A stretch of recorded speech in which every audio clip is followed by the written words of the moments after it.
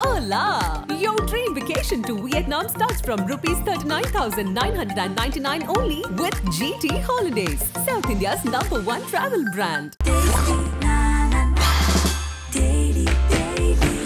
Taste Daily. Taste the Daily. என்னதான் நாங்கள் வருங்கால துணை முதலமைச்சராகிறார் இன்னும் சில நாள்களில் என்று நாங்களெல்லாம் சொன்னாலும் கூட அதற்கு முத்திரைத்தாள் எழுதி சொல்லுகிற ஒரு அதிகாரம் படைத்த மாமனிதர் திமுகவில் உண்டு என்றால் அண்ணன் அன்பில் மகேஷ் பொய்யாமொழி மட்டும்தான் அதற்குரியவர் என்பது உறுதி. இப்பொழுது ஒரு இனிய விழாவை அண்ணன் ராஜசேகர் நடத்துகிறார். தம்பி உடையான் படைக்கஞ்சான் என்று சொல்லுவார்கள். சற்று திருத்தம் அண்ணன் ராஜசேகர் விஷயத்தில் அவருடைய மகன் அவர் என்ன கொள்கையை உள்வாங்கி இந்த பதிப்பகத்தை நடத்துகிறாரோ, இளைய வயதில் தானும் ஏற்று பல நூல் விளையாட்டு விழாவை அனுபவபூர்வமாக நடத்துவது அவருடைய அன்பு மகன் என்ற காரணத்தால் தம்பி உடையான் படைக்கு அஞ்சான் என்பதை மாற்றி இனி மகனுடையானும் படைக்கு அஞ்சான் என்பதை இந்த நூல் விழாவை அண்ணன் ராஜசேகர் நடத்தி கொண்டிருக்கிறார்.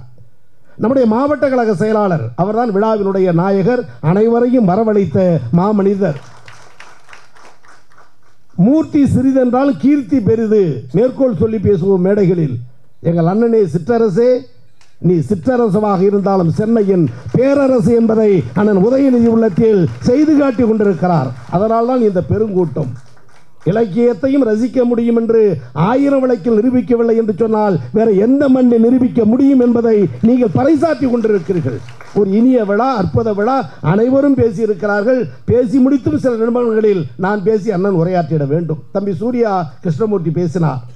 வள்ளுவர் கோட்டத்தில் அந்த கல் தோரணத்திற்கு துணி அமைத்து அசைவது போல் காட்டினார் கலைஞர். அதுதானே கவிதை உள்ளம் என்று சுட்டி காட்டினார். மிக அருமையான மேற்கோள். பேசிய பேச்சுகளை எடுத்துக்கொண்டாலே பேசுகிற ஆற்றல் திமுக காரனுக்கு வந்துவிடும்.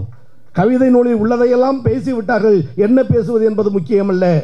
கடைகோடியில் இருக்கிற தொண்டனை அடைத்து கலைஞர் கவிதையை சொல்லு என்றால் என்னை விட, சூர்யாவை விட, பரந்தாமனை விட, அண்ணன் லெனினை விட, செந்தில்வேலை விட, ஏன் அமைச்சரை விட அருமையாக கலைஞர் கவிதை படிக்கிற தொண்டன் திமுக கழகத்தில் உண்டு என்பதை நாடறியும். கம்பன் வீட்டு கட்டுத்தறியும் கவிபாடும். கம்பன் வீட்டு கட்டுத்தறி கவிபாடமா கவிபாடாதா யாமறியேன். ஆனால் கலைஞர் வீட்டு தட்டுமுட்டு சாமானும் கவிதை படிக்கும் என்பதற்கான அறிவு கூடாரம் திமுக. கலைஞர் கவியரங்கில் ஒவ்வொரு கவிஞர்களை அழைப்பார். அப்துல் ரஹ்மானை சொல்லுவார், கவியூரில் சென்று வெற்றி பெற்று வரும் நேரம், கவியூரில் சென்று வெற்றி பெற்று வரும் நேரம் என்ன வெகுமானம் வேண்டும் என்று கேட்டால் அழைத்து வாருங்கள் அப்துல் ரஹ்மானை என்பேன் நான். கலைஞர் அழைக்கிற விதம். அந்த அப்துல் ரஹ்மான ஒரு புத்தகத்திற்கு அணுந்துரை எழுதுகிறார். அதை எழுதுகிறார், நேற்று இரவு தமிழ் தாய் என் கனவில் வந்தால். எழுதுவது அப்துல் ரஹ்மான், பேசுவது கோவி செலியன். நேற்று இரவு தமிழ் தாய் என் கனவில் வந்தால் உன் முகவரி எதுவென்று கேட்டேன். இல்லத்து முகவரியா அலுவலகத்து முகவரியா என்று கேட்டால் நான் கேட்டேன், உனக்கு அலுவலகம் வேறு இல்லம் வேறா என்றேன். ஆமாம் என்றால் சொல் என்றேன். இல்லத்து முகவரி கோபாலபுரம், அலுவலகத்து முகவரி அண்ணா அறிவாலயம். அதுதான் டாக்டர் கலைஞர். இதைவிட கலைஞரை தமிழை படைக்க என்ன வேண்டும்? வள்ளுவர் கோட்டத்தை சொன்னாரே, வெளியே அண்ணாவின் சிலை. கூர்ந்து பார்க்க வேண்டும் கலைஞருடைய கவித்துவம். உள்ளே வள்ளுவர், வெளியே அண்ணா. அண்ணா சிலை திறப்பு விழா. அந்த கவியரங்கில் கலைஞர் கவியரங்க தலைவர், கவிச்சுடர் மரியாதைக்குரிய கவி பேரரசு வைரமுத்து கவியரங்கில் கவி பாடுகிறார். அந்த வைரமுத்து தான் முதலில் பாடும்போது சொன்னார், என் குலத்தில் கல்லெறிந்தவன் என்ற புத்தகத்தில் வைரமுத்து எழுதுகிறார், இரவு 12 மணிக்கு மேல் முதலிரவை நாடுகிற இளங்காலை முதல் மணமகன் கலைஞரின் பேச்சை காதில் கேட்டுவிட்டால் முதலிரவுக்கு செல்ல மறுக்கிறான், உன் பேச்சிலே சொக்கி போகிறான். தலைவா, இரவு 12 மணிக்கு மேல் நீ பேசக்கூடாது. கலைஞரை வச்சுக்கொண்டு கவிதை படைத்தார். இரவு 12 மணிக்கு மேல் நீ பேசக்கூடாது. கனவுகளை அதிகமாக மனதில் தேக்கிய கட்டியலம் காலை இரவு முதலிரவுக்கு செல்லுகிற பொழுது உன் காதின் ஓசை கேட்டுவிட்டால் முதலிரவுக்கு செல்ல மறுக்கிறான், உன் பேச்சிலே சொக்கி போகிறான். இறைவா, 12 மணிக்கு மேல் பேசக்கூடாது. ஒரே கைதட்டல். காத்திருந்த வைரமுத்து அடுத்து சொன்னாராம், பெண் பாவம் பொல்லாதது. அந்த அண்ணா சிலை திறப்பு விழா கவியரங்கு கலைஞர் வைரமுத்து கலந்து கொள்கிறார். பாடும்போது சொன்னாராம், கல்நெஞ்ச காரணி. ஆமாம், கல்நெஞ்ச காரணி. கலைஞர் கவியரங்க தலைவர் வைரமுத்து சொல்லுகிறார், கல்நெஞ்ச காரணி. ஆமாம், கல்நெஞ்ச காரணி. புலவர்கள் தான் கலைஞரை அறிஞர்களை, தலைவர்களை இன் என்ற ஒற்றை எழுத்தை போட்டு பெருமையாக சொல்லுவார்கள். காரணம் கேட்டால் சொல்லுவார்கள், இறைவனை இறைவன் என்று சொல்லவில்லையா, தலைவரை தலைவன் என்று சொல்லவில்லையா. எனவே கல்நெஞ்ச காரணி, ஆமாம் கல்நெஞ்ச காரணி, பூவிதழ் மென்மையான உள்ளம் படைத்த அண்ணாவின் சிலையை சிலை கொண்டு ஒதுக்குவதை பார்த்து கொண்டிருந்த கல்நெஞ்ச காரணி. கல்நெஞ்ச காரணி, ஆமாம் கல்நெஞ்ச காரணி, பூவிதழ் மென்மையான உள்ளம் படைத்த அண்ணாவின் சிலையை உளி கொண்டு செதுக்குவதை கண்கொண்டு பார்த்து கொண்டிருந்த கல்நெஞ்ச காரணி. ஒரே கரவொளி, கலைஞர் உள்பட. கடைசி வரிசையில் வைரமுத்து அடுத்து சொன்னாராம், ஓரவஞ்சனை காரணி. கலைஞர் என்ன நினைச்சுக்கிட்டாரு, ஓரத்தில் உட்கார வச்சதுனால சொல்றான்னு நினைச்சிருக்காரு. ஓரவஞ்சனை காரணி, ஆமாம் நீ ஓரவஞ்சனை காரணி, வான்புகள் கொண்ட வள்ளுவனுக்கு உள்ளே சிலை வைத்து விட்டு எம்மை ஆளாக்கி அண்ணாவை வாயில் காப்போலனாக உட்கார வைத்திருக்கிறாயே, ஓரவஞ்சனை காரணி. ஆக ஒரு வள்ளுவர் கோட்ட திறப்பு விழாவிலே கவிதை எப்படி யாத்து தருகிறார் என்பதற்கான சான்று. அறிஞர் அண்ணாவை கோடிட்டு காட்டினார். உளுந்தூர்பேட்டையில் பொதுக்கூட்டம், விழுப்புரத்தில் போய் இறங்குகிறார்.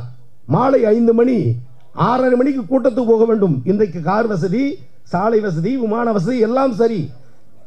1.5 மணி நேரத்தில் போக வேண்டும், போக இயலவில்லை. லாரி வருகிறது, 7-8 பேர் நிற்கிறார்கள். அந்த லாரியை மறிக்கிறார். லாரி நிற்கிறது. ஐயா உளுந்தூர்பேட்டை போக வேண்டும், என்னை ஏற்றி கொண்டு போய் என்கிறார். லாரி ஓட்டுநர் திருப்பி கொண்டே சொன்னானாம், நான் உளுந்தூர்பேட்டையில் அண்ணாவின் பேச்சை கேட்க போகிறேன், உங்களை எல்லாம் அழைச்சிட்டு போய் இறக்கி விட்டு போறதுக்கு எனக்கு நேரம் இல்லை. ஆளை விடியான்னு திருப்புறான். திருப்பிய நேரத்தில் 7 பேர் நின்று கொண்ட இடத்தில் ஒரு ஒற்றை உருவம் சொன்னதாம், ஐயா அண்ணாவின் பேச்சை கேட்க போகிறேன் என்று சொல்லுகிறாயே, அந்த அண்ணாதுரையே நான் தான், நான் போய் தானே கூட்டம். ஆக எப்படி இந்த இயக்கம் வளர்ந்தது, வளர்கிறது, வளரப்போகிறது என்பதற்கான சான்று. வேறு எப்படி சொல்ல முடியும் இயக்கத்தை வளர்க்க? இதே பச்சையப்பன் கல்லூரி இறுதி செய்த முடிக்கிற அமைச்சரை கேட்க வேண்டும். பச்சையப்பன் கல்லூரி அரசியல் பேச முடியாத நேரம், 3 தலைவர்கள் அழைக்கிறார்கள். இலக்கிய செல்வர் மரியாதைக்குரிய குமரி ஆனந்தன், வார்த்தை சித்தர் வலம்புரி ஜான், முத்தமிழறிஞர் டாக்டர் கலைஞர். மிசா காலகட்டம், அரசியல் பேசக்கூடாது. குமரி ஆனந்தன் பேச்சு எப்படின்னு உங்களுக்கு தெரியும். வார்த்தை சித்தர் வலம்புரி ஜான் பேச்சும் எப்படி என்பது உங்களுக்கு தெரியும். இருவரும் பேசி முடிக்கிறார்கள். கலைஞரும் பேசுகிறார். பேசி முடிக்கிற நேரத்தில் கலைஞர் சொன்னார், கல்லூரி முதல்வர் அரசியல் பேசக்கூடாது என்று 3 பேருக்கும் உத்தரவிட்டார். நான் அரசியல் பேசவில்லை. ஆனால் ஒன்று, கூட்டம் முடிந்த பிறகு எல்லோருக்கும் உணவு ஏற்பாடு செய்திருக்கிறேன், சாப்பிட்டு விட்டு போங்கள் என்று அன்போடு சொன்னார். அவருக்கும் சொல்லுவேன், அவைக்கும் சொல்லுவேன், எல்லோரும் நன்றாக சாப்பிட்டு விட்டு இலையை குப்பை தூட்டியில் போட்டுவிட்டு கையை கழுவி விட்டு வெளியே போடுங்கள். ஆக வல்லவனுக்கு புல்லும் ஆயுதம், வல்லவனுக்கு புல்லும் ஆயுதம். அந்த ஆயுதத்தை தாங்கி திராவிடத்தை காத்த தலைவர் டாக்டர் கலைஞர், அவர் வழியில் அண்ணன் தளபதி, அவர் வழியில் நம்முடைய இளந்தலைவர் உதயநிதி. சட்டமன்றத்தில் மாண்புமிகு அமைச்சர் பேசுவார், இப்போதும் பேச இருக்கிறார். நான் அறிந்தவரை, தெரிந்தவரை, பார்த்தவரை 13-14 ஆண்டு காலம் சட்டமன்ற உறுப்பினர், 10 ஆண்டு காலம் எதிர்க்கட்சி. என்னை அடையாளப்படுத்திக் கொள்வது கோவிசெலியன் என்ற முகவரிக்காக அல்ல. ஒரு ஓலை குடிசையில் பிறந்த ஏழை தொண்டன் கோவிசெலியன் 3 முறை தொகுதியில் எம்எல்ஏ என்றால் இந்த இயக்கத்தால்.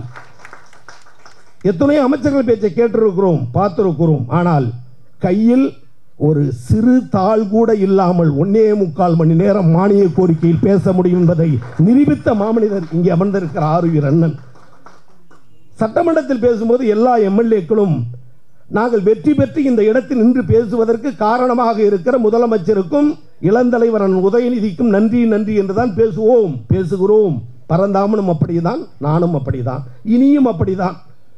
ஆனால் அந்த இளந்தலைவரே பேசும்போது, அண்ணன் உதயநிதியே பேசும்போது, இந்த இடத்தில் நான் நின்று பேச எனக்கு பெருந்துணை புரிந்த எனது அருமை நண்பர் அன்பில் மகேஷ் பொய்யாமொழி என்ற ஒற்றை வார்த்தையை உன்னை சொன்னார் என்றால், பவளவள ஆண்டில் 30 ஆண்டில் கலைஞர் உருவாக்கிய அந்த கவிதை மடையை அவர் உருவாக்கி தந்த அன்பகத்தில் வெளியிடுகிற முழு தகுதி அன்பிலாரின் பேரன் அண்ணன் அன்பில் மகேஷுக்கு உண்டு என்ற நிலையில் உங்களோடு கரம் கோர்த்து நானும் அவரை பல்லாண்டு பல நூறாண்டு கலைஞர் குடும்பம் போல் நமது குடும்பமும் வாழ வேண்டும் என வாழ்த்தி அரிய விழாவை உருவாக்கி இடையிலே நானும் பேசுவதற்கு வாய்ப்பு தந்த அனைவருக்கும் நன்றி பாராட்டி முடிக்கிறேன். நன்றி, வணக்கம்.